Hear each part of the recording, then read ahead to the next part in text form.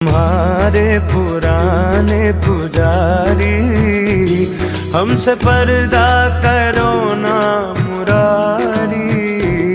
वृंदावन के ओ बांके बिहारी, हमसे पर्दा करो ना मुरारी।